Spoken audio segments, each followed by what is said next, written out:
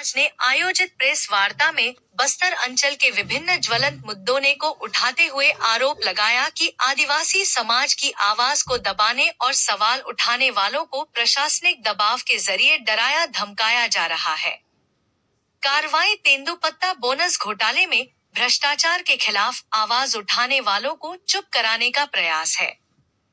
समाज के पदाधिकारियों ने इसे लोकतांत्रिक अधिकारों का हनन बताया।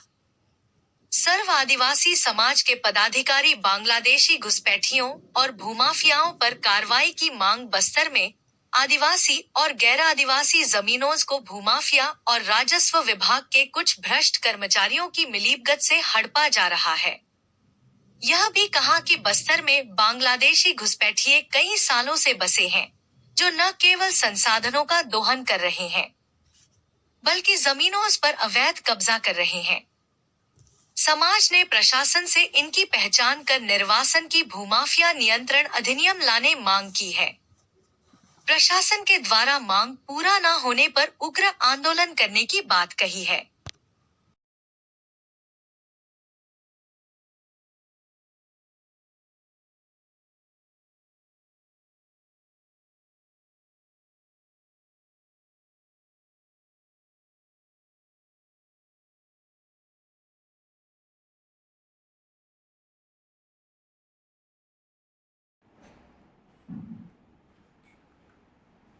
तो आज सर्वादिवासी समाज जिला सुकमा की तरफ से पूरे सामाजिक पदाधिकारी उपस्थित हुए। जो ज्वलंत जो मुद्दा है, लगभग 11 मुद्दे के हिसाब से हम लोग इस मुद्दे को यहाँ पर रखने के लिए आए और आपके सामने रख रहे हैं और आप लोग को धन्यवाद देते हैं कि हमारे जो क्षेत्र में जैसे पुलावाराम जैसे बांध है, तो उस बांध में कई ऐसी पंचायत आ रहा है और उसका आज तक का समाज को कोई जानकारियाँ भी नहीं दी गई और इतने लोग विस्थापित हो जाएंगे और ज़मीन से बेघर हो जाएंगे, वो लोग कहाँ जाएंगे। ये इस पे सरकार को गंभीरता नहीं ले रही है। और ऐसे ही हमारे सरकार की तरफ से हमारे जो क्षेत्र में जब भी कोई आदिवासियों की हित की बात करते हैं, तो उस आदिवासी समाज के प्रमुख जो हमारे हित के बारे में जो बात करते हैं, ऐसे व्यक्तियों पर दबाव बनाया जा रहा है। ये बहुत ही निंदनीय बात है, क्योंकि ऐसे ही जैसे अभी तेंदुपत्ता के बारे में मनीष मंजम जैसे आवाज़ उठाया तो उसके घर में छापा मार दिए। तो ये हमारे लिए कहीं ना कहीं आदिवासियों की आवाज़ को दबाने का प्रयास किया जा रहा है। ये बड़ा दुख की बात है। और रही बात ये है कि अभी युक्तिकरण का जो नीति जो चल रहा है सरकार की तरफ से, प्रदेश सरकार की तरफ से, तो इसमें 35 जैसे बच्चे हैं तो उसके पीछे एक शिक्षक रहेंगे, तो अभी बाकी जो विषय पर एक टीचर की ज़रूरत रहता है, तो फिर वहाँ का उस स्कूल का क्या होगा, वहाँ का शिक्षा स्तर का गुणवत्ता की जैसे बात करते हैं, तो हमारे आदिवासी बच्चों के साथ कहीं ना कहीं शिक्षा के स्तर पर कहीं ना कहीं खिलवाड़ हो रहा है। ये हमारे लिए सरकार की जो नीतियाँ हैं, इस पर हमें उम्मीद नहीं लगता है कि आगे आने वाले भविष्य में हमारे आदिवासी बच्चे आगे तक का पढ़ पाएंगे। और ऐसी कई मुद्दा है, चाहे अस्पताल का मामला हो, यहाँ पे अस्पताल में जब भी कोई व्यक्ति मरीज जब भी आता है तो यहाँ से डिस्चार्ज कर दिया जाता है। यहाँ पे कोई सुविधा नहीं, से डॉक्टर भी नहीं बैठते हैं। तो ये हमारे लिए बड़ा स्वास्थ्य विभाग की तरफ से ये हमारे लिए सही नहीं है। हमेशा यहाँ से पलायन करके चले जाते हैं, जैसे आंध्रा चले जाके वहाँ पे इलाज करवाते हैं, मलकानगिरी में इलाज करवाते हैं।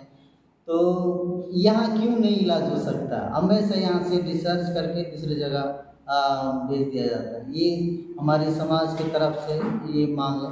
और कई ऐसी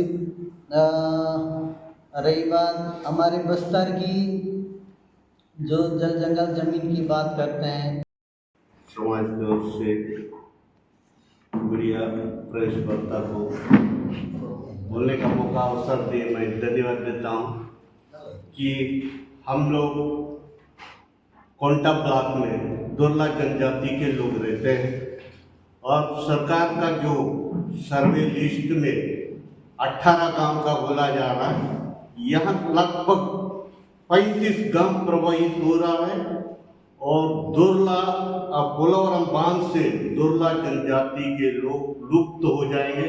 देवी देवता, ताड़ पेड़, इमली पेड़, महुआ, ये सब बेकार पोलावरम बांध में डूबे रहे, ताकि पोलावरम बांध को हम नहीं रोक सकते क्योंकि आंध्र प्रदेश का प्रोजेक्ट है।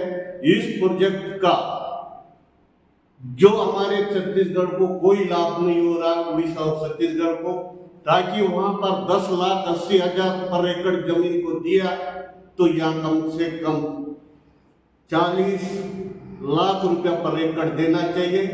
जो है पक्का मकान उसका वैल्यूएशन करके उसका मुआवजा तिगुना दे, और जो कुली मजदूरी जो करके खाता है, जिसका 18 साल हुआ, उसका बीवी बच्चे, उसके पास कोई सहारा नहीं है, आंध्र प्रदेश भी एक व्यक्ति के पीछे 6 लाख रुपया दे रहा, या कम से कम 18 लाख रुपया देना चाहिए यहाँ का छत्तीसगढ़ के आदिवासी।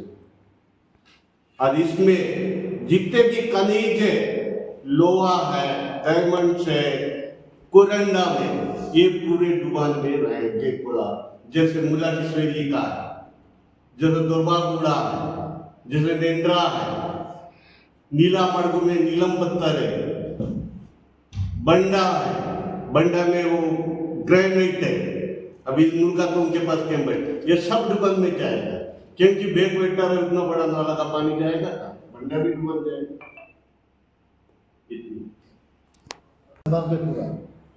सही, यहाँ सर्ववादी समाज है, कोया समाज है, दुर्ला समाज है, अल्बा समाज है, दुर्वा समाज, सभी समाज के लोग अलग अलग जो भी मांग कर रहे हैं, कोई काम नहीं हो रहा। यहाँ पे सबरी नदी में पुलिया होने के बाद, इससे पहले तो जैसे बाहर के व्यक्ति है, बांग्लादेश से जो लोग आ रहे हैं, उन लोग यहाँ पे एक दुक्कत है। अभी पुलिया बनने के बाद यहाँ थोंगपाल, चिनगढ़,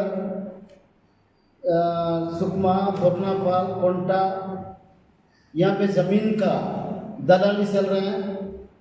आदिवासी लोगों का ज़मीन को दूसरे लोगों को एक दूसरे को बेच रहे हैं, या वैसे करके जैसे सुकमा नगर पंचायत में सुकनार की ज़मीन है, वहाँ यहाँ के आदिवासी लोगों को एक डिसमिल भी उनके नाम में नहीं है। वैसा सभी जगह ज़मीन को एक दूसरे का वो करके दलाली करके बेच रहे हैं और कब्जा कर रहे हैं, और उसके